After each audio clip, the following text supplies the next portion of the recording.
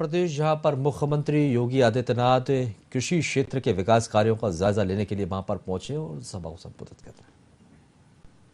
हैं, वो भी बढ़ेगी और मार्केट में दाम भी अच्छा मिलेगा। नेक्स्ट।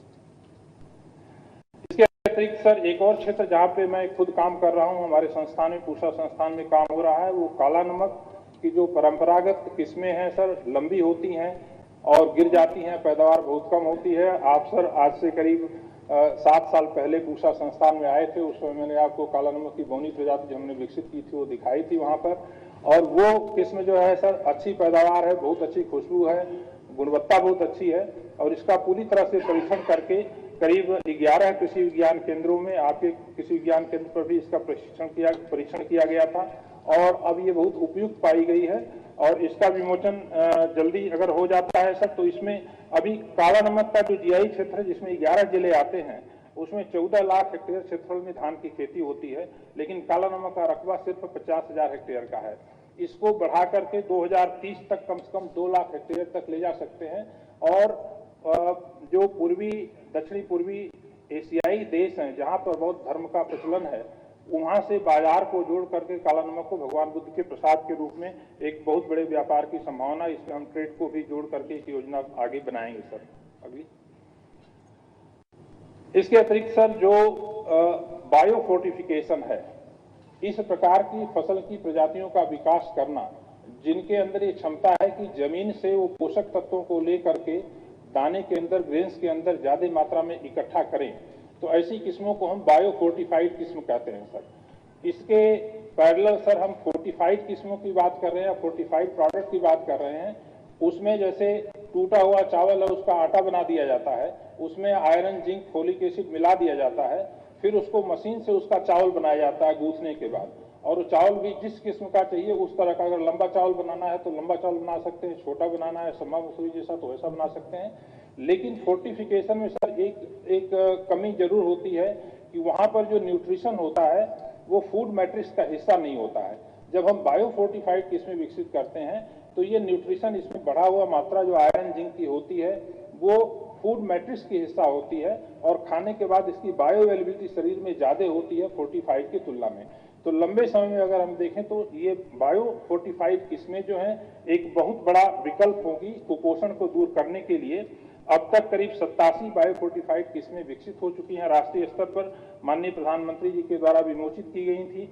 2 कार्यक्रमों में, और इसमें से सर 36 किस्में जो हैं वो उत्तर प्रदेश के लिए विमोचित की गई हैं। तो इन किस्मों को सर उत्पादन से लेकर के बाजार तक ले जाना और उनको एक प्रीमियम प्राइस देना, फिर उसको जो है मूल्य संवर्धन के साथ जो अलग अलग स्कीम है गवर्नमेंट की, चाहे इंटीग्रेटेड चाइल्ड डेवलपमेंट प्रोग्राम हो, पब्लिक डिस्ट्रीब्यूशन सिस्टम हो, उसके साथ जोड़ करके कुपोषण की समस्या को दूर किया जा सकता है। इसके ऊपर ही सर हम लोगों ने योजना बनाई है। अगली स्लाइड। इसके अतिरिक्त सर जो जैव उर्वरक हैं इनकी बहुत बड़ी भूमिका है और ये जो है जैविक खेती के अभिन्न अंग बनने चाहिए। और अभी तक सर जो इसमें समस्या थोड़ी सी आती है, एक तो जो उत्पादन में और मांग में अंतर काफी है, दूसरा उत्पादन में बहुत सारी बाधाएं आती हैं, गुणवत्ता मेंटेन नहीं हो पाती है और क्वालिटी एश्योरेंस नहीं होने के कारण जैव उर्वरक जितने प्रचलित होने चाहिए उतने अभी तक हो नहीं पाए हैं। तो इसमें सर करीब 1 हेक्टेयर में रासायनिक उर्वरक 15,000 रुपए का लगता है, दोनों फसल धान और गेहूं का मिला लिया जाए तो, और उसमें जैव उर्वरक का प्रयोग करें तो 25% की बचत होती है जो करीब 4,000 रुपए प्रति हेक्टेयर के बराबर होती है। और मृदा की जो भौतिक अवस्था है उसके अंदर जो जीवाणु हैं उनमें भी काफी वृद्धि होती है। इसके ऊपर भी सर एक रोड मैप हम लोगों ने बनाने की कोशिश की है। इसके अतिरिक्त कुछ महत्वपूर्ण बिंदु जिनके ऊपर चर्चा हुई है, अगला उसको सर मैं आपके समक्ष रखना चाहूंगा। सीड हब की स्थापना, और इसमें सर जितने फार्मर्स प्रोड्यूसर्स ऑर्गेनाइजेशन हैं वो गुणवत्तापूर्ण बीज उत्पादन कर रहे हैं, ब्रीडर सीड हमारे जैसी संस्थाओं से, करनाल से लेते हैं, गुणवत्तापूर्ण बीज उत्पादन करते हैं और राज्य की जो सर्टिफिकेशन एजेंसी है उनके द्वारा सर्टिफाई किया जाता है बीज, तो उस बीज को लेकर के सरकार के द्वारा फिर किसानों तक पहुंचाना, इससे गुणवत्तापूर्ण बीज किसानों तक मिलेगा और सीड हब की स्थापना करके। और अभी सर जो प्रक्रिया है बीज की खरीदने की उसमें संविदा पे लिया जाता है और अक्सर जो सबसे कम कोटेशन होता है उससे बीज लिया जाता है, लेकिन बीज के बारे में सर हमारा मानना है कि सुबीजम सुक्षेत्रे जायते संपद्यते, अच्छे बीज को अगर अच्छे खेत में लगाएं तो बहुत अच्छी पैदावार होती है, और जो उसको अगर हम संविदा पे खरीदेंगे सर तो इस प्रक्रिया में शायद सर कुछ सुधार की आवश्यकता होगी, और इसमें एफपीओ को जोड़ करके हम काफी इस दिशा में पहल कर सकते हैं। इसके अलावा सर दलहन, तिलहन, मिलेट, सब्जी और फलदार वृक्षों द्वारा फसल का विविधीकरण ये बहुत ही आवश्यक है। और विशेष रूप से इस बात पर चर्चा हुई कि बुंदेलखंड और विंध्य रीजन में जहां की जलवायु थोड़ी शुष्क है, नमी बहुत ज्यादा नहीं है, और यहाँ पे जो कठिया गेहूं होता है, ड्यूरम गेहूं जिसको हम बोलते हैं, उसकी गुणवत्ता जो दलिया बनाने के लिए प्रयोग में लाया जाता है, इसकी गुणवत्ता वैसी ही होती है जैसा मध्य प्रदेश का गेहूं होता है। तो इन दोनों क्षेत्रों को सर बुंदेलखंड और विंध्य क्षेत्र में इसके लिए विशेष रूप से गेहूं उत्पादन करके और एक्सपोर्ट के से इसको जोड़ा जा सकता है। इसमें अपार संभावना है। उसके साथ साथ जौ के लिए भी नदी के किनारे सर जितने क्षेत्र हैं वहां पर बांस की खेती, क्योंकि लोकल आवश्यकता बांस की बहुत ज्यादा है और इससे एक आय का एडिशनल साधन बनेगा। कृषि में खाद्य प्रसंस्करण को बढ़ावा देने के लिए जो आधारभूत संरचना है उसका विकास करना सर, इसके बारे में चर्चा डॉक्टर पंजाब सिंह ने भी की कि जो ये सेंटर्स बनाए जाएंगे उन सेंटर्स पे सारी सुविधाओं का विकास किया जाए। अभी ये किसान भाई ये एक एक्सपोर्टर भाई आए थे तो कह रहे थे कि बहुत सारी जो आवश्यकताएं होती हैं विदेशी अलग अलग देश के अलग अलग मानक होते हैं और उन मानकों के ऊपर जो परीक्षण कराना होता है उसकी सुविधाएं मिलने में दिक्कत होती है। तो इस तरह की बहुत अच्छी लैब सर राज्य में स्थापित होने की आवश्यकता है। और कृषि अनुसंधान एवं विकास पर आर्थिक निवेश में वृद्धि सर, ये भी आपका ध्यान में आकर्षित करना चाहूंगा कि अगर हम देखें अमेरिका, चाइना, जापान, वहां पर जो एग्रीकल्चर का जीडीपी है उसका करीब 1.4% शोध और शिक्षा पर लगाया जाता है। हमारे यहाँ राष्ट्रीय औसत जो है वो करीब 0.6% का है, और उत्तर प्रदेश में सर ये जो करीब 0.1 से 0.2% है। तो इसमें भी सर शिक्षा की गुणवत्ता में सुधार करने के लिए, शोध की गुणवत्ता में सुधार करने के लिए, विश्वविद्यालयों को और अच्छा करने के लिए जरूरी है कि इसमें थोड़ा सा और खर्च किया जाए। इसके अलावा केले में अभी किसान भाई एक आए थे, करीब 12 करोड़ के आसपास सैपलिंग की जरूरत होती है। उसके लिए टिश्यू कल्चर के एक बड़ी कमर्शियल लैब की आवश्यकता है जो भी हमारे राज्य में नहीं है, और हमारा सारा सैपलिंग जो है वो बाहर से आता है। इस बारे में भी आवश्यकता है इसको देखने की। और विभिन्न शोध संस्थाओं द्वारा विकसित प्रौद्योगिकियों के विस्तार के लिए आपसी सामंजस्य की आवश्यकता है सर। टेक्नोलॉजी सर किसी भी संस्थान के द्वारा विकसित की गई हो, चाहे वो आंध्र प्रदेश में हो, चाहे तमिलनाडु में हो, चाहे कर्नाटक में हो या पंजाब हरियाणा में हो, अगर हमारे लिए उपयुक्त है तो उसको ले आकर के उसका प्रचार प्रसार करने की आवश्यकता है। और इसके बहुत अच्छे उदाहरण है सर। धान की किस्म स्वर्णा आंध्र प्रदेश में विकसित हुई, लेकिन उत्तर प्रदेश की सबसे प्रचलित किस्म है। संबा मसूरी वो भी आंध्र प्रदेश में विकसित हुई, लेकिन यहाँ की सबसे अच्छी किस्म है। तो इन सारे संस्थानों के साथ एक नेटवर्किंग करके और जहाँ पे भी अच्छी टेक्नोलॉजी उसको ले आकर के अपने राज्य में उसको बढ़ाने की आवश्यकता है। इसके साथ ही साथ पशुओं के चारे के लिए चारा और फीड की पर्याप्त उत्पादन की व्यवस्था,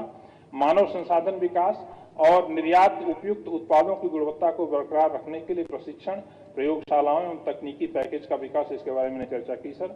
मछली उत्पादन पर भी सर हमारे देश में इनलैंड फिशरीज के लिए, तालाब में मछली उगाने के लिए बहुत अपार संभावना है और बहुत अच्छा व्यवसाय है। 1 एकड़ से करीब 6-7 लाख रुपए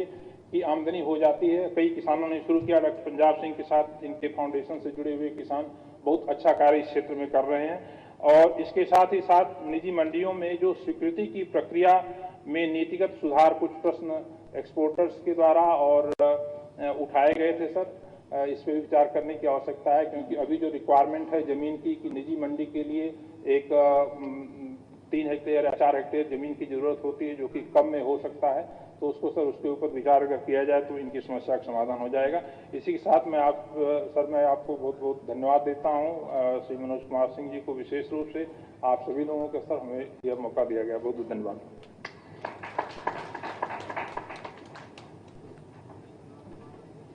धन्यवाद sir. Professor RB Singh ji जुड़े हुए हैं। उन्होंने एक बात अपने प्रेजेंटेशन में कही थी कि अगर हम किसी चीज़ को वैल्यू करते हैं तो हमें उसको मेज़र करना आना चाहिए, और मॉनिटर करने के लिए मेज़र करना जरूरी होता है।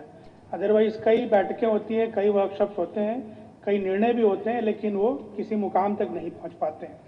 तो प्रोफेसर आरबी सिंह जी का एक सुझाव था कि जो भी तय हो उसके लिए एक कमेटी हो जो कि इसकी इम्प्लीमेंटेशन को ओवरसी करती रहे और समय समय पे अपने रिकमेंडेशन उस हिसाब से आपके सामने लाने का काम करती रहे।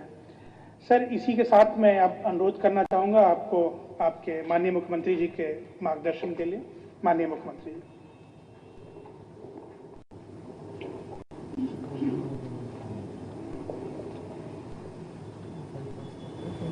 आज के इस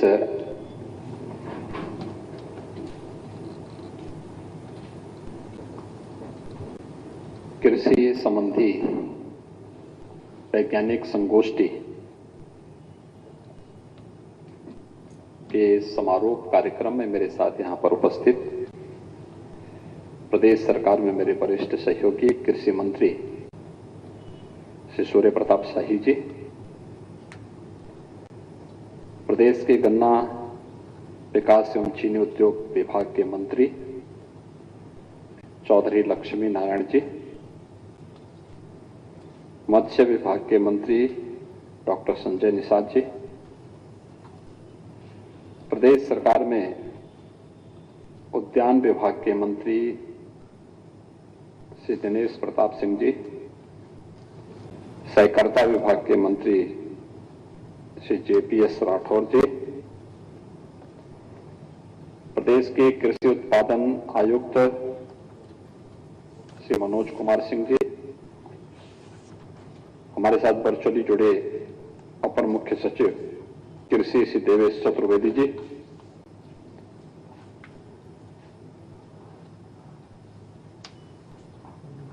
इस वैज्ञानिक संगोष्ठी में विशेष रूप से यहां पर उपस्थित ICAR के director doctor Ashok Kumar Singh ji,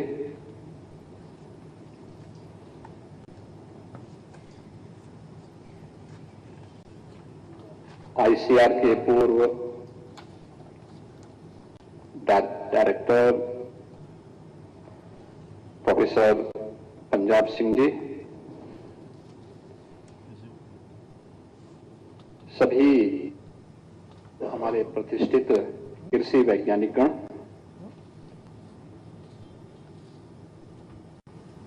doctor RB Singh ji, प्रदेश के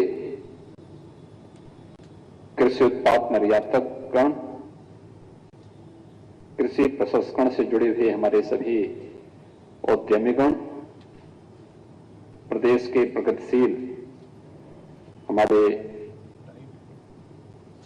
कृषक बंधु और उपस्थित भाइयों बहनों, मुझे बहुत प्रसन्नता है कि आज प्रातःकालीन सत्र से ही